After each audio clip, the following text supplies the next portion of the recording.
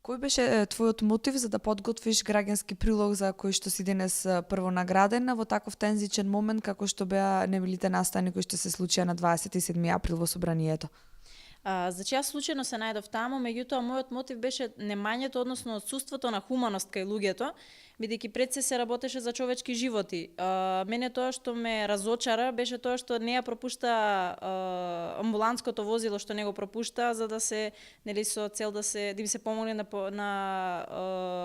повредените пратеници. И всушност тоа ме натера да посегнам по мојот мобилен телефон, сето тоа да го снимам и да го испратам до редакцијата на Цивил, каде што ќе го објават на своите страни.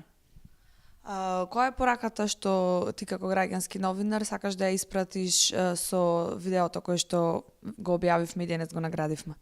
Мојата порака е дека можност има на секаде, меѓутоа храброст треба да соберат храброст повеќе.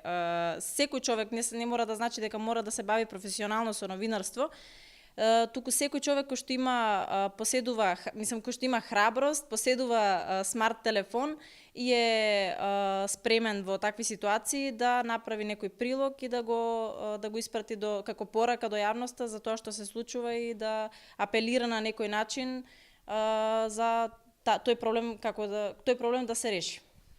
Како тебе, како учесник во проектот и на обуките кои што ги организира Цивил Центар за слобода во рамки на проектот Граѓански објектив, ти помогна во тоа да ги лоцираш полесно проблемите кои што се случуваат околу тебе? Па проблемите се секаде околу нас. Така да, мене семинарите и обуките кои што ги поминав во Цивил ми помогнаа многу да добијам повеќе храброст, да ја подигнам мојата самодоверба и пред се граѓанската свест.